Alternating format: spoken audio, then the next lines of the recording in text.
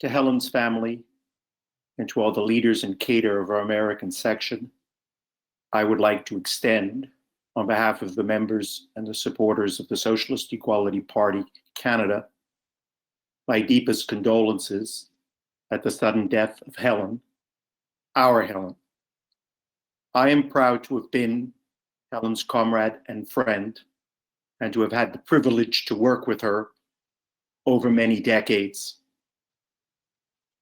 Because of that, I can attest that there was no element of exaggeration or rhetorical flourish in Comrade North's World Socialist website tribute to Helen.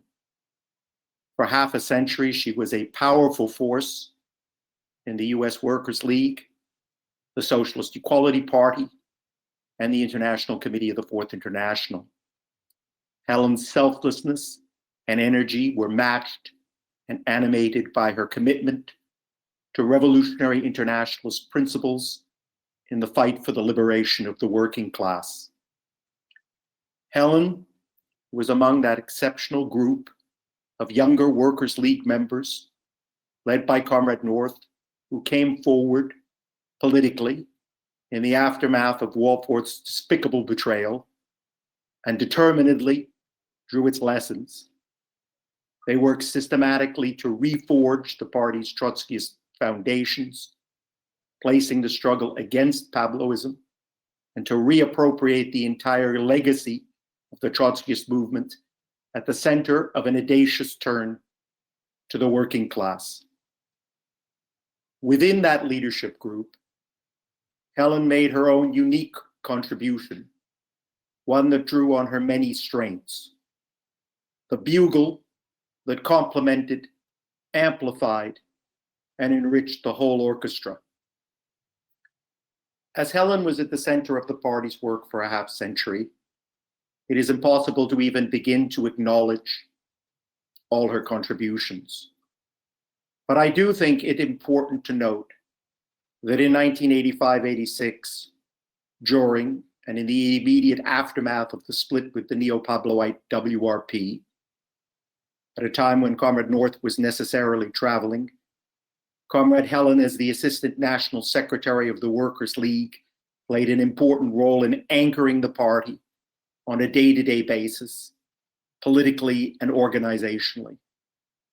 A vital part of that included ensuring the membership was being clarified about the fundamental issues of program, perspective, and orientation at stake in the split with the national opportunists of the WRP. Workers responded powerfully to Helen, to her indignation at social injustice, her confidence in the revolutionary role of the working class, and her commitment to socialist principles, because they could see in her the potential for what they as a class can and must become. In the work of the Revolutionary Party, there are many difficult and at times stressful discussions. I can recall numerous times when at the conclusion of such a discussion, Comrade Helen succinctly summarized the hard-won political conclusions, and on that basis directed us to the political organizational tasks that flow from them, and would enable those conclusions to temper the cadre and find root in the working class. Helen was the real deal. Here, there was no artifice about her. She was generous, concerned with comrades' well-being, exuded a zest for life, great intellectual curiosity, and a true tenderness. But when the political issues became clear and the chips were down, she could be counted on to be all in on the political struggle. Helen's indefatigable spirit was not based on any superficial optimism, on unwillingness to recognize problems, or the hope that they could be wished away. Her revolutionary optimism was founded in Marxism, in her fidelity to principles, and deep political theoretical knowledge and understanding.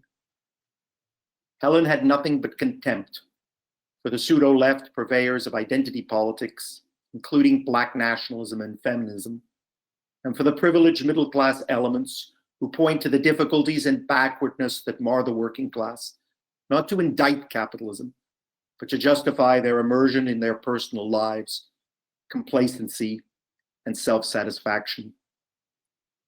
For those of us who collaborate closely with the American section, as no doubt for its leaders and members alike, it is difficult to conceive of the US Socialist Equality Party without Comrade Helen.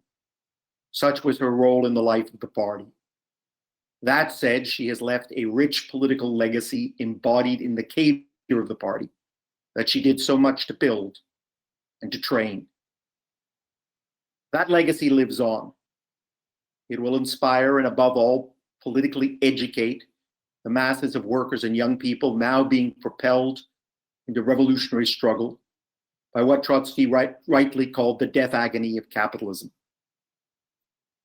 That characterization, whose aptness is ever more starkly brought home to us on a daily basis by the squall of internet-connected global crises, economic, geopolitical, health, political, and environmental, comes, of course, from the founding document of the Fourth International.